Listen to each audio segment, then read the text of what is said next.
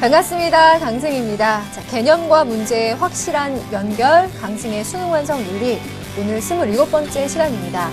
오늘 이 시간에는 사회주의에 대해서 알아보도록 할 텐데요. 여러분들, 사회주의가 자본주의 다음에 나오는 이유, 그 단원의 전개, 그 이유가 있어요. 자, 이 자본주의라고 하는 것을 겪은 이후에 그것에서 발생하는 문제점들을 파악한 이들의 새로운 주장이 바로 사회주의라고 할 수 있겠죠. 자, 그러한 전개 과정을 생각해 보시면서 오늘 내용 들어가면 훨씬 더 쉬워질 겁니다. 자, 넓은 눈, 큰 눈을 먼저 갖고 좁은 것들로 들어가 보도록 하죠. 자, 오늘 강의 들으시기 위해서 준비해야 될 교재 어느 부분인지 말씀드릴게요. 자, 오늘 테마 15 중에서 지난 시간에 자본주의 파트를 했으니까요. 오늘은 이 중에서 사회주의를 골라 할게요. 문제도 사회주의만 골라서 구성했습니다. 그리고 수능 특강에서는 이 부분에서 공산주의에 관련된 부분들 보완해 오시면 훨씬 더 좋으실 겁니다. 자, 단 오늘 선생님이 말씀드리는 방향을 잘 잡아서 그 감각을 가지고 수능 특강으로 가시면 훨씬 더 시간이 단축되실 거예요. 그걸 꼭 알아두세요. 자, 그러면 사회주의에 관련된 오늘 27강의 핵심 개념 무엇이 있는지 한번 짚어볼까요? 자, 오늘은 워낙 그 공산주의, 사회주의에 관해서 이론적인 얘기가 많이 나오기 때문에 한번 표로 만들어 와 봤습니다. 선생님이 어떻게 하면 가장 간단하게 필기해 줄 수 있을까라고 생각을 해봤지만 좀 서술을 좀 해야 될 것 같아요. 참고해 주세요.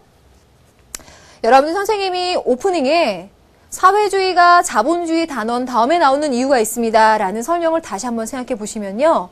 사회주의라고 하는 것의 전반적인 특성을 알 수가 있는데 그건 상당히 중요해요. 자, 사회주의는 자본주의가 발생시킨 병폐를 극복하기 위해서 나온 그 대안 중에 하나이기 때문에 사유재산을 갖고 있지 않고 생산수단을 공유하는 또 사회 중심의 인간관을 갖고 있는 이러한 사회주의는 기본적으로 자본주의의 반대 입장, 비판하는 입장이 있다라는 의미에서 반자본주의다라고 하는 것을 기본에 깔아놓고 이번 시간을 시작하도록 하겠습니다. 자, 이러한 반자본주의적인 취지를 갖고 있는 사회주의는 두 가지의 종류가 있습니다. 그 두 가지 종류 뭘까요? 첫 번째는 공상적 사회주의가 있고요. 두 번째, 과학적 사회주의가 있습니다. 물론 과학적 사회주의, 마르크스에 관련된 이론이 훨씬 더 문제에 많이 출제됩니다만 우리 수능 완성 교재에서 공상적 사회주의에 관련된 지문들도 좀 제시가 되기 때문에 봐두시면 좋을 것 같은데요. 공상적 사회주의는 생시몽, 프리에, 오웬 같은 사람이 제시했는데요.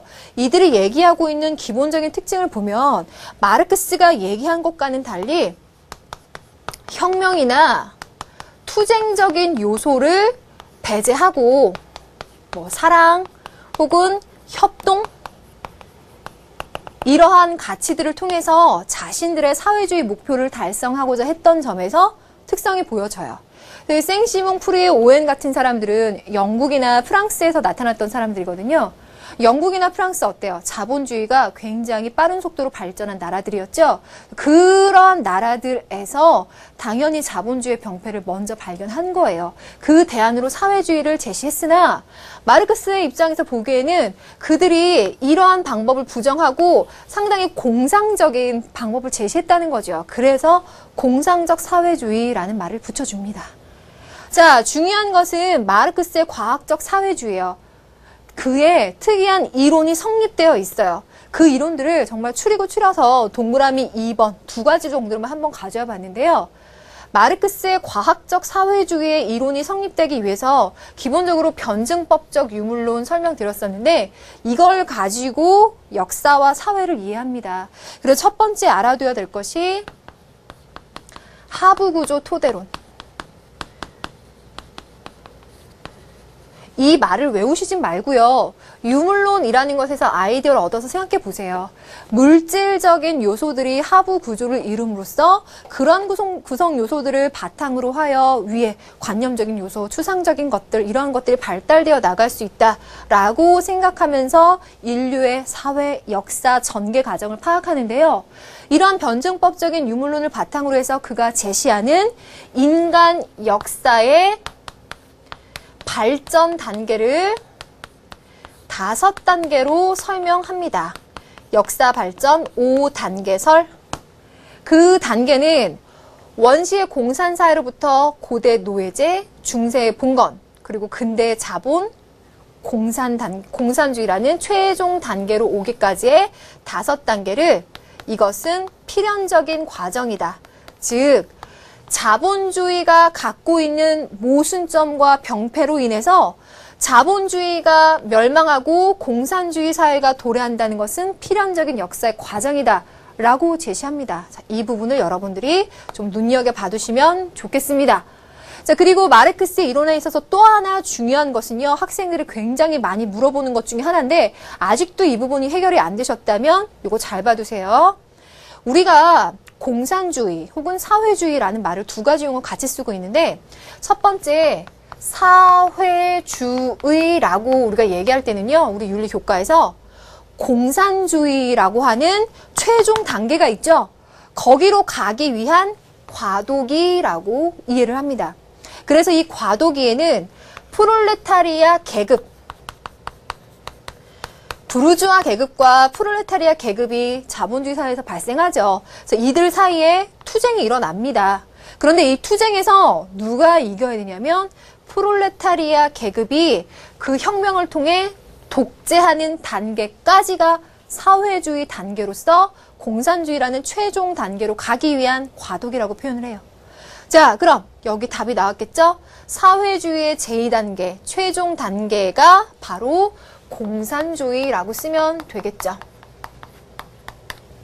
이 공산주의에 가게 되면 세 가지가 없습니다. 뭐가 없을까? 부르주아 프롤레타리아 계급이 있었는데 프롤레타리아 계급이 혁명에서 독재를 일으킴으로써 계급이 소멸됩니다. 자, 이 계급이 소멸된다라고 하는 것은 사유재산이 없어졌다는 얘기고요. 궁극적으로는 국가 소멸론까지 갑니다. 세 가지. 사유재산에 의해서 발생된 계급, 그리고 그들이 있었던 국가라고 하는 세 가지의 개념이 없는 것이 바로 공산주의라는 최종 단계다라고 하는 점을 꼭 알아두셔야 돼요. 이러한 개념들은 출제된 바가 있습니다. 자, 그러면 그 사회주의라고 하는 것의 두 가지 종류와 특히 마르크스의 사회주의에 대해서 두 가지 이론으로 분류해서 설명을 해봤는데요. 좀 더 깊이 한번 가볼게요. 이러한 사회주의, 공산주의 운동은 변화되는 양상을 보였어요. 그게 바로 전개라고 선생님이 제목을 썼는데 처음에는 소련 중심의 일원적인 계층 구조를 갖고 있었습니다. 소련이 정점을 이뤘었거든요. 그러다가 사회주의로의 민주적인 도정을 겪어서 결국은 붕괴로 가게 됩니다. 여기서 중요한 것은 이 사회주의가 민주적인 방법을 추구했다라고 하는 민주사회주의라는 개념을 여러분들이 꼭 알아두시는 것이 사회주의 문제 푸는데 상당히 중요한데요. 여기에서 의회 민주주의와 다수결 원칙이라고 하는 민주주의적인 방법이 도입이 되고요. 사유재산 제도와 시장 경제라고 하는 자본주의적인 아이디어도 착안이 됩니다. 그리고 이러한 것들은 프랑크푸르트 선언문이라고 하는 지문으로 잘 제시가 되고요. 사회주의 인터내셔널이라고 하는 것을 통해서 제시가 됐었습니다. 그래서 중요한 건 이 두 가지 기억하시는 거예요. 민주사회주의에서. 자, 그럼 지금 선생님 이 부분 말씀드렸고요. 붕괴에 대해서도 여러분들 꼭 알아두셔야 되겠죠. 사회주의 이론이 왜 이렇게 붕괴가 됐느냐. 그 이유를 이렇게 두 가지로 선생님이 정리를 해봤는데요. 첫 번째, 공산주의 이론의 딜레마. 첫 번째는 평등주의와 실용주의 그 두 노선 간의 딜레마를 설명드리고 싶은데 첫 번째, 평등주의라고 하는 것은 사회 구성원들이 그 사유재산에 의해서 불평등한 그런 계급성을 갖고 불평등하게 살아가는 것이 아니라 모두가 다 결과적으로 평등한 그런 사회에서 살아가고 싶다라고 하는 것이 그들의 원래 노선이었어요. 유토피아적인 목표죠. 그게 달성이 잘 안 됐단 말이에요. 왜 달성이 안 됐을까? 평준화가 되긴 됐어요. 그런데 어떻게? 하향 평준화. 그들의 삶의 질이 다 같이 떨어지면서 다 같이 못 사는, 다 같이 힘든 평등으로 갖게 됐다는 거죠. 그렇기 때문에 우리가 원래 추구했던 것이 이런 하향 평준화의 평등이냐, 그렇진 않았는데 라는 고민을 갖게 됩니다. 그래서 그들은 자, 우리도 잘 사는 한번 그런 노선으로 가보자. 잘 사는 노선으로 가기 위해서 실용주의적인 노선을 한번 선택해 보겠는데, 그건 바로 현실적인 경제적인 목표를 염두에 두고 착안하는 그 노선이죠. 그런데 이런 현실적인 목표, 경제적인 성장을 달성하기 위해서 그들이 달렸던 노선에 의해서 다시 겪게 되는 문제점은 뭐냐면요. 바로 그들이 원래 추구했던 평등이 무너졌다는 거예요. 불평등이 심화됐다라고 하는 거죠. 그러니까 평등을 추구하려고 하니 다 같이 못 살게 되고, 좀 잘 살아보려고 하니 원래 추구했던 평등주의 목표가 무너짐으로써 이것도 안 되겠고 저것도 안 되겠는 진퇴양난의 딜레마를 겪게 되었다라고 하는 겁니다. 그래서 이들이 추구했던 공산주의 사회 내에서는 자유가 결핍됨으로써 그 어떤 가치도 인정받을 수 없었고, 그들이 원래 추구했던 평등이라고 하는 것도 사실은 진정한 그들이 추구하려고 했던 평등의 의미가 아니었기 때문에 공산주의는 결국 붕괴하고 말았다라고 하는 점입니다. 자, 선생님이 이렇게까지 쭉 공산주의 이론을 다시 한번 설명을 해드렸는데요. 이게 다름이 아니라 이 공산주의 전개 과정을 통해서 여러분들이 꼭 알아둬야 되는 내용이 하나 있고, 마르크스의 이론 자체가 그야말로 그가 오랫동안 연구해서 논문으로 제시하고 했었던 기본적인 이론을 바탕으로 하고 있는 거기 때문에 그걸 여러분들이 제대로 이해를 해 주셔야 되는 거죠. 그래서 이렇게까지 설명드렸고요. 이 부분을 이제 이게 마지막이야 라고 생각하고 꼭 이해하셨으면 좋겠어요. 자, 여기까지 기본적인 핵심적인 개념 설명해 드리는 거 맞춰도 되겠죠? 이 부분만큼은 꼭 알아주세요. 자, 그러면 이러한 내용들이 지금까지 수능 문제에 어떻게 출제가 되어 왔는지 선생님과 함께 방향을 잡아 봐야죠. 자, 2011학년도, 10학년도 최애심판 문제만 한번 보도록 하겠습니다. 자, 문제 보시면 바로 지난 수능에 문제가 출제되었었는데, 가와 나는 선언문의 일부다. 이들이 함축하고 있는 사상의 특징을 보기 위해서 고른 것은 이라고 하는데, 가번 A 선언은 사실 공산당 선언이고요. B번은 프랑크푸르트 선언이에요.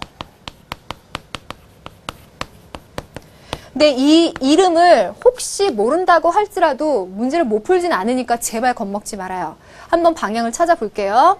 가번, 공산주의의 당면 목표는, 그러니까 이들이 추구하는 노선이 공산주의라고 하는 가치가 보여지고 있고요. 프롤레타리아 계급을 형성하고 자본가 계급의 지배권을 전복시키며 프롤레타리아 계급이 정치 권력을 획득하는 것이다. 그래서 프롤레타리아 계급과 자본가 계급, 두 계급 간에 투쟁, 혁명이 이루어지는데, 여기에서 정치 권력을 획득하는 것은 누구다? 프롤레타리아 계급의 정치 권력 획득, 독점, 독재라고 표현하면 되겠죠. 그래서 이 이론을 제시한 것 자체는 마르크스였잖아요. 마르크스. 그래서 그를 통한 마르크스 엥겔스 공산당 선언을 가번 지문에 제시했고요. 나번 지문으로 가면요. 자유 없이는 사회주의도 있을 수 없다. 이 말에 중요한 메시지가 있죠. 우리가 추구하는 사회주의 노선, 이걸 이상적으로 생각은 하지만 그것에 있어서 자유라고 하는 것을 같이 가야 된다고 생각하는 겁니다. 사회주의에서는 민주주의를 통해서만 달성될 수 있으며, 민주주의는 사회주의를 통해서만 실현된다. 그런데 공산주의자들은 그릇되게도 자신들의 사회주의 전통을 계승하고 있다고 주장한다. 그래서 이들은 사회주의를 추구하고자 하지만 공산주의자들이 갖고 있는 폭력적이거나 혁명적인 요소를 이들은 비판하고 있는 거예요. 그래서 이런 폭력적이고 혁명적인 노선과는 결별하는 것이 프랑크푸르트 선언을 통한 민주 사회주의자들의 기본적인 방침이에요. 됐죠? 그럼 이제 선택지로 가볼게요. 가는 역사적 필연성에 따른 자본주의 붕괴를 주장한다. 자본주의가 필연적으로 붕괴하고 공산주의 사회가 도래한다라고 하는 것을 역사발전 5단계서를 통해서 제시했죠. 그 필연성, 기억. 맞죠? 나는 의회 활동을 통한 점진적인 사회개혁을 추구한다. 의회 활동이라고 하는 것은 여기서 말하는 민주주의라는 키워드에서 착안하시고, 점진적인 사회개혁이라고 하는 것은 아까 말했던 폭력적이고 혁명적인 투쟁의 방법이 상당히 급진적 성격을 띠고 있기 때문에 이것과 결별한 급진적인 것이 아닌 점진적인 노선으로 가고 있다라는 점에서 나번 맞아요. 그럼 디귿번. 가는 국가 존속을, 나는 국가 소멸을 최종 목표로 설정한다라고 했는데 가번에서 딱 틀렸죠. 가번은 마지막 공산주의 단계에서 사유재산, 계급, 그리고 뭐가 없어요? 국가가 없어요. 틀렸습니다. 가와나는 사유재산 제도를 공동선의 토대로 인정한다. 어때요? 사유재산 제도를 인정하는 것은 자본주의인데요. 공산주의라고 하는 것은 자본주의의 반대 노선으로 나온 거죠. 그래서 리을번도 틀린 거예요. 그래서 모두 다 충족시킬 수 있는 요소를 찾아보면 기업과 니은밖에 없겠네요. 이게 최심판 사회주의 문제입니다. 그러니까 마르크스 이론뿐만 아니라 그에서 따로 떨어져 나온 민주사회 이론도 정확히 아셔야 득점하실 수가 있어요. 자, 그러면 그 전해년도 문제 한번 살짝 풀어볼게요. 2010학년도 문제입니다. 갑을 사상에 대한 설명으로 옳은 것은, 선생님이 이 문제를 가져온 이유는요, 이제 문제 구도가 달라지더라고요. 2011학년도에는 사회주의, 공산주의와 민주사회주의인데, 이거는요, 플라톤과 마르크스예요. 플라톤과 마르크스를 대체 어떻게 문제를 만들었을까? 아이디어가 너무 좋죠. 국가라고 하는 것으로 잡아서 문제를 만든 거예요. 여러분, 선생님 강의 열심히 들은 친구들 기억은 나죠? 국가라는 주제로 플라톤이 정말 많이 나온다. 그 플라톤에 어떤 사람이 엮이느냐가 관건이다. 라는 말 했던 거 기억나세요? 이 문제가 바로 플라톤에다가 마르크스를 엮어서 이상적인 국가를 어떻게 보느냐로 문제를 만든 거예요. 그러니까 2011학년도 문제와는 또 다른 패턴이죠. 이렇게까지 대비를 하셔야 되는데, 자, 이게 왜 플라톤 마르크스인지는 더 설명 안 하겠습니다. 하부구조 토대론 있죠. 그리고 영원 3분설에 의해서 조화를 이룬 정의로운 국가, 철인통치, 플라톤. 자, 그럼 갑을 사상가들에 대한 옳은 거. 이런 발문이 정말 좋은 거야. 왜냐하면 갑을 사상가들을 하나하나 꼬치꼬치 다 물어볼 수 있는 발문 형태거든요.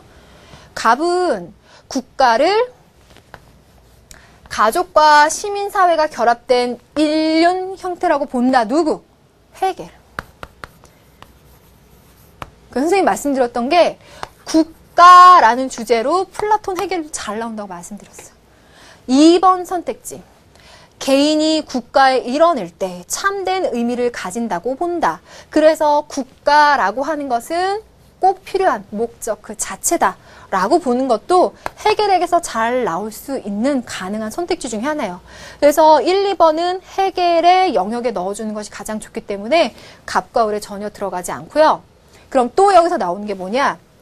갑은 계약에 의해, 을은 자연적으로 국가가 발생한다고 본다. 지금 계약이라고 하고 있는 사회계약의 아이디어가 하나 나왔죠?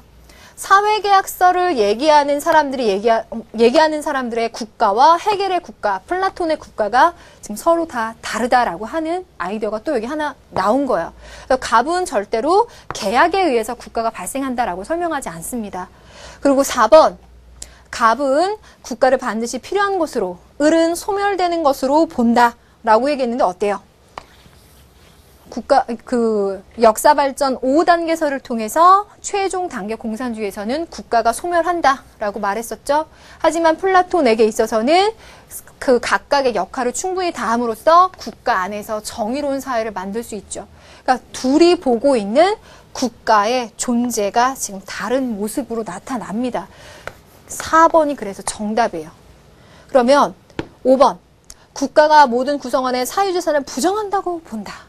사유재산을 부정한다 라고 한다면 공산주의 이론에서 반자본주의니까 요거 괜찮은 것 같은데 하고 혹한단 말이죠. 근데 갑을 또 잘 봐요. 갑 같은 경우에는 통치자 계급이 사유재산을 갖지 않는다라고 얘기해요. 그래서 모든 계급이 사유재산을 갖지 않는다라는 설명과는 또 달라요.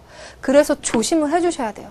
얼마나 까다롭게 이 서양 학자들의 문제가 이렇게 나오는지 여러분들 이런 기출문제 샅샅이 보시면서 대비를 하셔야 만점으로 가는 거예요. 그래서 마르크스 이론이 이러한 구도로도 출제 가능하고 이러한 발문 형태로 보니까 마르크스에게서 얼마나 또 세세히 알아야 되는지 여러분들이 아실 수 있는 문제였었죠. 이렇게 두 문제 보여드렸습니다. 방향을 좀 잡으셨으면 좋겠어요.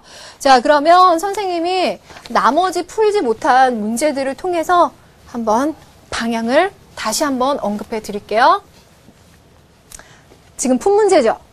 마르크스주의와 민주사회주의라고 하는 구도로 문제 한번 나왔고요.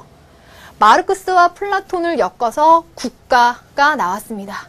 그런데 이 문제 선택지를 잘 보아하니 해겔에다가 사회계약설, 이들이 얘기하는 국가의 짝은 얼마든지 바뀌면서 출제가 가능하니까 여러분들이 좀 눈여겨봐 두세요. 자, 그리고 공산주의의 전개 과정, 아까 이론적 계층구조에서 민주주의로의 도정, 붕괴 얘기했습니다. 그리고 사회주의 이론 자체에 대한 것, 그리고 공산주의 사상의 쇠퇴, 그 붕괴 과정에 대해서 또 한 번 나왔어요. 사실 사회주의, 마르크스 이론 이런 것들에 관해서는 상당히 자세하게 문제가 출제가 지속적으로 되고 있다라는 게 보입니다. 자, 2012학년도에도 과연 연달아 문제가 출제될 것인가? 라는 가능성을 생각해 보시면서 오늘 이론으로 들어가야 되겠죠? 자, 들어가기 전에 오늘 방향을 바탕으로 해서 선생님이 핵심 강하게 콕 한번 짚어 드릴게요. 화면 한번 같이 보시면은요. 자, 선생님이 여기 잘못 올렸네요. 자본주의 아니고 사회주의, 오늘 얘기하고 있는 사회주의 관련 문항을 하나 제대로 풀기 위해서 여러분들이 필요하신 이유, 그것은 이거예요. 요소들은 사회주의의 전반적인 노선, 방향, 뭐였었죠? 반자본주의. 그 특성을 바탕에 두셔야 되고, 마르크스 이론, 선생님이 동그라미 2가지로 알려드린 그 정도의 기본적인 것은 꼭 알아두셔야 돼요. 그래서 그 이론 자체에 대해서 기본적으로 알아두시되 그것과의 대비 구도로서 자본주의와는 어떻게 다르고 민주사회주의와는 어떻게 다른지 차이점을 찾아내시면서 공부하셔야 돼요. 여기에서는 뭐 분배 문제 같은 것이 나올 거고요. 이 민주사회주의에서는 이것을 달성하기 위한 방법에서, 노선에서 다른 모습이 보여지죠? 여러분들 한번 입으로 대답해 보세요. 그게 뭔지 그것들을 주로 물어보게 될 겁니다. 근데 여기다가 조금 더 욕심내서 마르크스 이론 아니면 사회주의 문제를 내되 좀 다른 구도로 문제를 출제자가 냈다라고 한다면 이렇게요. 국가에 관한 여러 입장을 다른 사람과 엮어서 마르크스 문제를 해결할 가능성이 있어요. 혹은 바쿠닌이라고 선생님 썼는데 이건 왜 썼을까요? 바쿠닌은 무정부주의죠. 정부가 없기를 바라요. 강제적인 권력, 수단을 다 철폐하길 바라는. 반면에 마르크스도 마지막 공산주의 단계에 가면 국가의 소멸을 얘기해요. 자, 아까 나왔었던 문제의 선택지를 응용해서 한번 생각해 보면 국가가 최종 단계에서는 없는 것, 국가가 없음을 궁극적으로 지향하는 것, 이 부분에 있어서는 어느 정도 공통점을 찾을 수 있죠. 그래서 내가 만약에 사회주의 문제를 내겠다, 지금까지 출제된 요소들을 다 찾아서 한번 생각해 보니까 이런 아이디어가 다 추려지더라고요. 이 정도까지 대비하시면 맞출 수 있지 않을까라는 확신이 들어요. 자, 그러면 여기까지 하고 이제부터 우리 교재 문제를 통해서 한번 풀어보도록 합시다. 자, 우리 교재 문제, 실전 문제 2번으로 갈게요. 124쪽 펴셨어요. 다음은 신문 기사 내용 중 일부다. 기역의 주장을 수행할 경우 중국이 추구해야 될 노선을 보기에서 고른 것은, 실제 발문이라면 상당히 많이 추려질 거예요. 중국이라는 말 쓰지도 않는 방법으로 갈 텐데, 길지만 여기서 얘기하고 있는 키워드가 있어요. 민주사회주의만이 중국이 앞으로 채택해야 될 제도라고 딱 말해주고 있고요.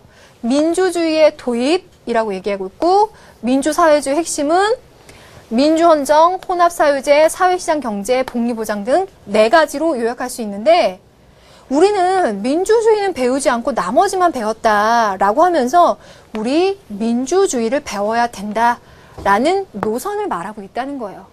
그러면 이 지문에서의 핵심은 중국이 추구해야 될 노선은 민주사회주의로 가되, 조금 더 신경을 써야 될 것은 민주주의의 도입을 강력히 촉구해야 되니까, 그러려면 중국이 어떤 노선을 추구해야 되는가 봅시다. 니은번, 계급투쟁과 폭력혁명이 마르크스주의가 제시한 공산주의로 가는 방법이었죠. 이것이 너무나 급진적인 거였기 때문에 예와는 결별하고 민주적인 방법으로 점진적으로 가겠다라고 하는 것이 민주사회주의의 노선이죠. 그럼 기억번. 모든 생산수단의 국유화, 공유화를 시키는 것은 공산주의 이념일 텐데, 봐요. 혼합사유제, 사회시장 경제, 복리보장제도는 자본주의적인 아이디어예요. 그러니까 디귿번 틀렸다는 거 알 수 있고, 민주사회주의 이론 자체가 이것과 틀리다는 거 알잖아요. 빼주고. 리을번, 민주주의를 통한 사회주의의 실현. 맞죠? 쉽게 보셨을 것 같은데요. 이렇게 해서 기억, 리을이 들어간 선택지를 뽑아주시면 되겠어요. 2번 선택지. 그쵸? 자, 해결 다 했습니다. 다음 문제 넘어가도 되겠죠? 다음 문제는 페이지 넘겨서 125쪽으로 갑니다. 어느 사상가가 주장한 단계를 도식화한 것이다. 이에 대한 설명으로 옳지 않은 것은 하고, 여기 단계라는 말도 굳이 또 써주셨어. 보니까 기역, 니은, 디귿, 리을, 미음이라고 하는 단위가 몇 개로 나눠져요? 5단계네요. 프롤레타리아의 경제적인 궁핍화, 혁명적 계급의식의 성숙, 프롤레타리아 혁명, 프롤레타리아 독재, 이상사회라고 말하고 있는데, 자, 이거는 역사발전 5단계설 자체를 말하는 건 아니죠.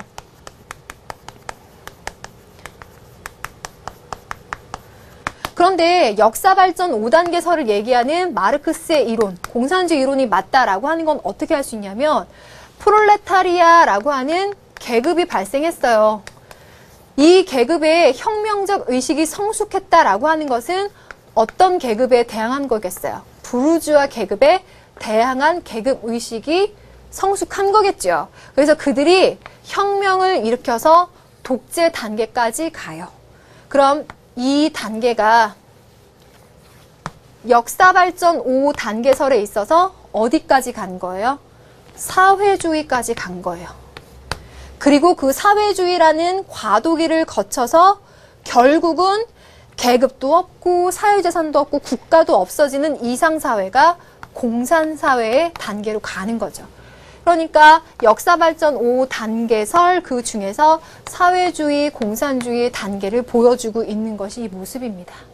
그래서 자본주의 사회에서 문제점이 지금 깊어지고 있는 거예요. 자본주의에서. 그래서 그것의 문제를 타파하기 위해서 프롤레타리아가 혁명 독재하는 사회주의 단계까지, 과도기까지, 그리고 최종 공산 단계까지. 됐죠? 그러면 여기에 관한 것으로 옳지 않은 거 1번. 디귿을 프롤레타리아는 국가 권력을 장악하게 된다. 디귿에서 프롤레타리아 국가 권력을 장악하게 된다. 혁명을 일으켜 장악한다. 디귿, 리을에 포함해서 다 맞는 말이 되겠죠. 2번, 디귿은 자본주의 사회에서 공산사회로 이어지는 과도기에 해당이 된다. 혁명과 독재를 일으키는 단계는 과도기 단계, 사회주의 단계다라고 설명드렸어요. 맞죠? 서술이 다 맞는 말이고. 미음의 단계는 능력껏 일하고 필요에 따라 분배받는 사회다. 능력껏 일하고 필요에 따라 분배라고 하면 공산주의에서의 분배 꼭 외우더라고 했죠. 3번까지 지금 다 맞네요. 그럼 옳지 않은 거니까 더 읽어봅시다. 4번. 미음은 부르주아와 프롤레타리아 계급이 다 함께 잘 사는 사회다. 이 말은 마음에 들어. 다 함께 잘 사는 평등한 사회다는 마음에 드는데, 부르주아와 프롤레타리아 계급이라는 말에서 조심을 해줘야 돼요. 공산사회로 가면 3가지가 없다고. 뭐가 없다고요? 사유재산, 계급, 국가가 없거든요. 그 생각으로 보면 계급이 없다라고 했는데 이 계급과 이 계급이 다 함께 잘 사는 사회다. 이게 오답지라고 하고 보여주고 있는 거예요. 그래서 4번이 틀린 거예요. 5번 기억에서 미음으로의 역사적 전개는 필연적이다. 역사 발전 5단계 설을 이해한 사람이라면 필연적 전개 과정, 자본주의의 붕괴를 통해서 공산주의로 간다라고 하는 건 필연이다. 아까 설명드렸어요.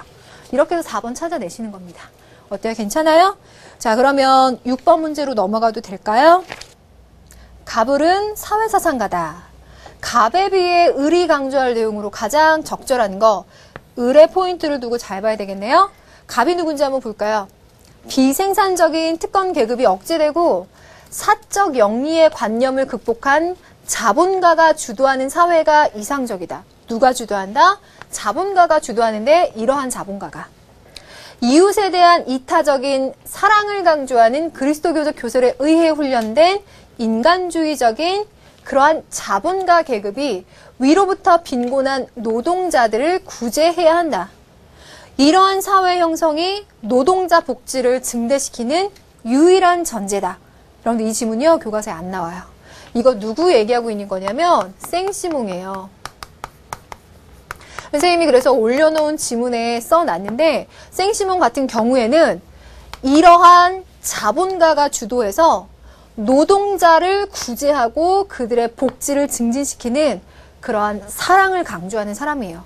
그래서 이 사람이 사회주의를 주장하긴 하나 이 사람이 얘기하는 사회주의는 자본가가 주도하는 이웃 간의 사랑을 실현하는 공상적 사회주의의 노선이라고 하는 점입니다. 그래서 요거 여러분들 우리 교재 통해서 공부해 두시는 것이 좋을 것 같아요. 작년도 수능 그 교재에서도 우리 EBS 교재에서도 이런 식으로 공상적 사회주의 이론가들의 지문이 제시됐거든요. 이렇게 참고해 보는 겁니다. 자, 그러면 을이 누군지 한번 볼게요. 공산주의자들의 당면 목적은 프롤레타리아 당들의 당면 목적, 즉 이를 계급으로 형성시키고 부르주아의 지배를 뒤엎는다. 그러니까 부르주아와 프롤레타리아 계급 간의 대립이 있고 여기에서 투쟁, 혁명, 결국은 프롤레타리아의 독재로 가는 거니까 이건 마르크스의 이론이겠죠. 마르크스가 얘기하는 것은 과학적 사회주의 이론입니다. 그럼 마르크스의 입장에서 생시몬과 같은 공상적 사회주의자의 입장을 본다면 뭐라고 제시할 수 있을까? 이걸 찾아내라는 거예요. 혹시 여러분들이 이 문제 풀 때 선생님 만약에 제가 이거 생시몬인지 모르면 어떻게 찾아낼까요? 라고 얘기했을 때 이 사람이 지금 주요하게 보고 있는 것은 노동자 계급의 문제점이에요. 그것을 해결하고 싶은 거예요. 사회주의자들의 기본적 고민이죠. 그런데 그 노동자에 대한 고민을 갖고 있다는 점에서 사회주의를 찾아내되 공산주의, 마르크스가 얘기하는 폭력적이거나 투쟁적이거나 급진적인 방법이 아니라 사랑과 같은 방법을 제시하기 때문에 공상적인 사회주의다라고 감을 잡고 푸시는 것이 좋을 것 같아요. 자, 그럼 가장 적절한 게 무엇인지 한번 찾아볼게요. 선택지 가볼까요? 민주적인 방법을 통해서만 달성될 수 있다라고 얘기하는 것은 민주사회주의 빼주고 공산사회는 혁명적 계급 투쟁을 통해서만 달성될 수 있다. 혁명적이고 투쟁적인 방법. 이것이 바로 마르크스가 얘기하는 거죠. 2번이 정답이겠고요. 3번. 이상사회는 자본가와 노동자의 협력으로 실현될 수 있다. 이게 어때요? 이게 지금 갑번 공상적 사회주의자가 얘기하고 있는 거죠. 그리고 사랑과 협동으로 사회주의를 달성할 수 있다라고 하는 거 역시나 두 가지가 다 이들의 노선과 같아요. 그래서 3, 4번은 오히려 갑을 설명해주고 있으니까 쉽게 빼고 얘기할 수 있겠죠. 그리고 사회주의는 점진적인 개혁을 통해서 민주적인 방법으로 달성할 수 있다. 그러니까 이것도 민주사회주의. 생각해보면 이 선택지도 그래서 이렇게 구성을 하지 않았을까 싶어요. 1번과 5번은 민주사회주의로서 빼줄 수 있게끔 그리고 3번과 4번은 지문과 연계성을 갖고 공상적 사회주의, 값을 설명한 것으로 빼줄 수 있게끔 그렇게 구성을 하시고 여기 2번에다가 마르크스 이론을 명확히 넣어줌으로써 정답을 다시 한번 확인할 수 있는 방법을 여러분들 찾아볼 수 있을 것 같아요. 이런 것들도 머리 써가면서 한번 해보자고요.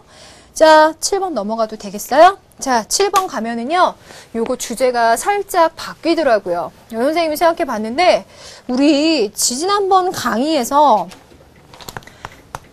116쪽의 4번 문제 풀면서요, 이 얘기를 했어요. 이데올로기의 시대는 끝난 것이다. 이데올로기의 종언, 얘기하는 사람 누구더라?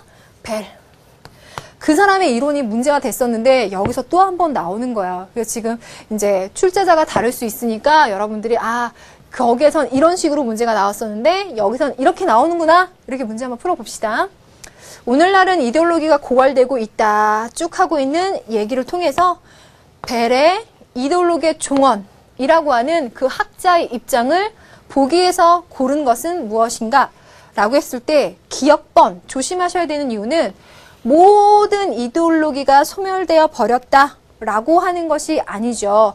이 부분을 조심하시면서 니은번 마르크스주의와 같은 급진적인 사상들, 그러한 이데올로기는 위력을 상실해서 소멸되어 버렸다 라는 것인데 기억처럼 확대해서 설명하면 안 된다 라고 하는 점을 기억하시면 돼요. 니은번 넣어주시고 디귿 리을에서 자유주의 진영의 문제는 복지의 도입으로 대체로 해결이 되었다. 이것이 지난 시간에 말했던 거 마찬가지죠. 그래서 공산주의와 자본주의의 대립이 있었는데 이런 급진적인 것은 해결이 되고 자본주의 문제는 이런 식으로 스스로 해결이 됐기 때문에 자연스럽게 이러한 대립이 끝이 났다라고 하는 겁니다. 그래서 디귿번 넣어줘야죠. 리을번 지배계층이 영속적인 지배를 위해서 왜곡된 관념인 이데올로기를 퍼뜨렸다. 그래서 그런 것을 유지시키고 있는 것이 국가다라고 생각하는 것이 바로 마르크스 이론이에요. 그래서 정답 니은 디귿 이렇게 찾아주시면 됩니다. 자, 주제가 살짝 바뀌었지만 보시고 8번 문제 가도록 하겠습니다. 다음은 어느 학생의 노트 필기 내용인데 옳지 않은 거 골라라. 아는 거 골라라. 공산주의 사상의 쇠퇴. 아까 설명드렸어요. 평등주의와 실용주의 간의 딜레마. 유토피아적 목표만을 강조하면 물질적인 불평등이 심화되고 근대화라는 목표만을 강조하면 경제 침체 늪으로 빠진다. 이거 말이 길다. 근데 틀렸다. 그쵸? 평등주의 노선과 실용주의 노선. 평등주의 노선은 유토피아적 목표고 실용주의는 이들이 생각하는 경제적으로 실용주의적인 노선으로 가려고 하는 그런 노선이 맞다라고 했어요. 그런데 여기서 나타나는 문제점이 뭔지를 봅시다. 이 문제를 실행하려면 하향 평준화가 되어버리고 실용주의 노선으로 가다 보니까 불평등이 심화가 됐다는 거죠. 그래서 유토피아적 목표만을 강조하니까 하향 평준화가 되고 근대화라는 실용주의 노선으로 가니까 불평등이 더 심해지더라. 이렇게 짜게 틀린 거예요. 그냥 쉽게 기억번이 틀렸구나. 끝이에요. 나머지 확인 한번 해볼게요. 인간다운 삶을 보장하지 못하는 체제는 어떻게도 버틸 수가 없고 자유의 결핍이라고 하는 것도 그 체제를 유지시키기 상당히 힘들게 만든다. 그리고 또 화면을 넘겨보면 이것을 통해서 야, 공산주의는 끝났어 라고 하는 것이 아니라 교훈점을 얻자. 어떻게? 공산주의의 이상 중 긍정적인 면을 수용해서 빈부격차, 불평등과 같은 자본주의 문제를 보완하기 위해 노력해야 된다. 이거 상당히 중요해요. 자기 체제의 결함과 문제점에 대해서 스스로 끊임없이 보완하는 노력을 해야 된다라고 하는 것도 꼭 가져와야 돼요. 이거 여러분들 리을 미음 잘 읽어두세요. 중요한 내용이니까. 그리고 이 부분 잘 보시면은요. 원래 그래서 우리가 지금 같이 가는데 자본주의가 세 가지 형태로 계속 변형되었잖아요. 변형됐다는 것 자체가 스스로 문제점이 있다는 거예요. 근데 그걸 인정하고 수정 보완을 했다는 거죠. 그래서 고전적 자본주의가 갖고 있었던 문제점에 대해서 반성하고 보완한 결과가 뭐냐? 공산주의 이상이 주는 것이 뭐냐? 빈부격차, 불평등과 같은 그 불평등의 문제를 해소해야 한다라는 사회주의의 아이디어. 이것을 수용한 것이 바로 복지 자본주의 같은 형태겠죠. 이런 것도 하나 알아두시면 다른 문제 푸실 때 도움이 될걸요. 자, 정답은 너무 쉽게 나왔지만 이런 설명 덧붙여 드렸고요. 우리 이제 다음 문제, 고득점 문제 가가지고 문제 한번 풀어봐요. 다음 페이지 넘겨서 1번 문제 보면은요, 순서도 문제가 나와요. 글씨 작지만 여러분들 교재 다 있으니까 봅시다. ABC에 들어갈 질문으로 옳은 거 뭐냐 보고 있는데요. 자, 깨끗이 지울게요. 두 사회주의 사상을 비교한다. 오케이. 하나는 공상주의, 하나는 과학적인 사회주의 얘기하겠구나. 이상사회는 혁명적인 계급 투쟁을 통해서만 달성된다. 혁명, 계급 투쟁이라고 말한 것 자체가 yes로 간다면 과학적인 사회주의겠고, 아니오로 간 나머지 하나는 공상적 사회주의겠죠. 자본가의 역할을 중시한다라고 하는 거 아까 문제 생시몬과 같은 질문에서 나왔었어요. 그랬을 때요. 아, 이 문제 요거네. 과학적 사회주의, 공상적 사회주의가 둘 다 A, B에서 예로 할 것을 찾아야 돼요. C에서도 예라고 하네요. 그래서 두 사회주의 사상의 특징은 뭐뭐뭐다. 자, 그럼 선택지 자세히 읽으면 해결될 것 같은데요. 1번. 개인을 사회보다 우선시하는 존재로 여기는가? 개인을 더 중시하는가? 노죠. 왜? 선생님이 사회 중심의 인간관이라고 사회주의를 설명드렸어요. 틀렸어. 인간의 의식을 중심으로 사회현상을 설명하는가? 인간의 의식은 눈에 보이지 않는 수상적인 요소죠. 관념. 관념론을 얘기하는 거예요. 근데 사회주의는 유물론적인 관점에서. 그래서 아까 변증법적인 유물론 설명까지 드렸어요. 그래서 2번도 노라고 해야 되겠네요. 그러면 과학적 사회주의에 대한 설명 끝났고 둘 다 노였고. 3번. 사유재산과 계급의 완전한 소멸을 추구하는가? 계급의 소멸을 얘기하는 것은 마르크스가 얘기하는 과학적 사회주의에서의 최종 단계 공산주의 단계죠. 그러니까 공상적 사회주의의 이론과는 맞지 않아요. 틀렸네요. 자, 더 가볼까요? 아직까지 답이 안 나오고 있습니다. 4번. 자유방임주의적 경제체제를 비판하는가? 자유방임주의적 경제체제, 즉 자본주의가 가진 병폐에 대한 반대 노선으로 나온 것이 사회주의다라고 하는 점에 있어서는 두 가지 사상이 모두 다 공통점을 갖고 있는가? 예스. 그래서 4번이 옳은 것으로 정답이네요. 정답 나왔고요. 하나 더 확인할게요. 프롤레타리의 투철한 계급의식을 강조하는가는 이거는 과학적 사회주의가 들어갈 거고요. 이러한 아이디어 때문에 과학적 사회주의가 공상적 사회주의를 비판하죠. 너네는 투철한 의식이 없이 사랑과 협동을 해결할 수 있다고 하는데 그건 공상적이야가 과학적 사회주의자들의 입장입니다. 4번 정답. 문제 없죠? 자, 그러면 오늘의 마지막 문제예요. 127번에 4번 문제로 가는데요. 이게 지난 시간 자본주의 문제 풀 때 나왔던 3, 4번 세트 문제고요. 그 3, 4번의 세트에서 갑의 입장이 수정 자본주의였어요. 그런데 이 사상가와 3, 4번에서 세트였던 수정 자본주의 갑이 공통으로 제시할 수 있는 주장으로 가장 적절한 걸 물어보네요. 그럼 이제 우리가 풀어야 되는 건 이 사람이 누군지 알고 공통점만 찾아내면 돼요. 보니까 사회주의는 민중 스스로의 철저하고 적극적인 참여 없이는 결코 성공할 수 없다. 민중 스스로의 참여를 얘기하고 있어요. 아, 민주적인 방법이겠네요. 사회주의는 자유 속에서 민주적 방법을 통해서 새로운 사회를 건설하려고 노력한다. 답 나왔는데요. 민주사회주의. 그래서 밑에 내용을 쭉 읽어보니까 역시나 공산주의가 갖고 있는 굉장히 급진적이고 폭력적이고 혁명적인 방법은 사회주의 전통을 왜곡시켜 버렸기 때문에 우리는 그러한 방법과는 결별하고 민주적인 방법을 통해서 자유를 이루는 그런 사회주의를 이뤄나가겠다. 민주사회주의를 말해주고 있습니다. 그래서 나머지 긴 지문은 이렇게 핵심 알려드리면서 바로 선택지로 들어가 보도록 할게요. 자, 선택지 들어가면 이렇게 5가지 나와 있는데요. 다시 한번 문제 구도 얘기하면 수정자본주의와 민주사회주의의 공통점을 찾으래요. 근데 아까 선생님이 말씀드리기를 옆으로 조금만 가볼게요. 수정자본주의에서는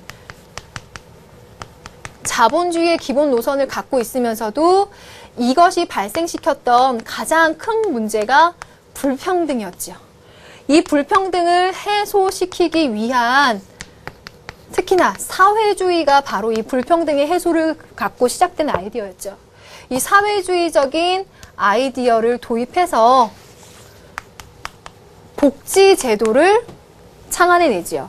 그렇기 때문에 갑번이 얘기하고 있는 이 요소와 민주사회주의라고 하는 것도 사회주의적인 노선을 가도록 하겠지만 여기에 민주적이고 자본주의의 요소를 결합해서 이렇게 새로운 방법으로 사회주의를 달성하겠다라고 하는 것이 민주사회주의야.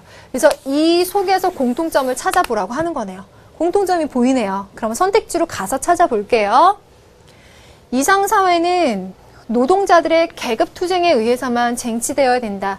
이거는 마르크스주의에서 나온 얘기고, 사회정의 실현을 위해 반자본주의적 계획 경제를 추구해야 된다. 반자본주의라고 말하면 안 되죠. 갑도 자본주의지만 수정자본주의고, 지금 얘기하고 있는 지문에서도 자본주의적 요소를 도입하니까 틀렸고요. 3번, 능력껏 이루고 필요에 따라 분배받는 공산사회를 실현해야 된다 라고 하는 것이 수정자본주의 목적 자체도 아니고요. 4번, 실패한 이념인 사회주의는 버리고 자유주의 원리를 따라야 된다? 혹하시면 안 되죠. 그 민주사회주의가 얘기하는 것은 사회주의 버리자라고 하는 것이 아니라 사회주의를 가는데 자유주의, 자유민주주의적인 방법을 도입하겠다라는 얘기죠. 다 틀린 거네요. 5번이 정답이라는 거죠. 시장 경제 문제를 해결하기 위해서는 정부는 적극적인 역할을 해야 된다. 지금 얘가 5번이 정답인데요. 시장 경제 문제를 해결하기 위해서 정부가 적극적인 역할을 통해서 개입하고 이것을 통해 큰 정부를 통해서 복지 제도를 통해 시장 경제 문제점을 해결하겠다라고 하는 아이디어가 있죠. 그래서 다음을 주장한 아까 지금 말했던 민주사회주의를 얘기하는 사상가와 그 수정자본주의가 갖고 있는 공통점으로 찾아볼 수 있는 점은 이런 점에서 국가가 개입하는 형태, 불평등을 해소하기 위해서 국가가 개입함으로써 복지 제도를 만들어내는 것, 그런 의미에서 적극적인 역할을 하는 것, 이런 점에서 5번 선택지를 찾아주셔야 돼요. 그래서 정답은 5번 되겠습니다. 자, 여러분들 오늘 공산주의, 사회주의 내용 잘 풀어봤고요. 복습 잘 하시고요. 자신감 가지세요. 자, 다음 이 시간에는 미래사회사상으로 찾아오도록 하겠습니다. 여러분들 오늘 수고 많았습니다.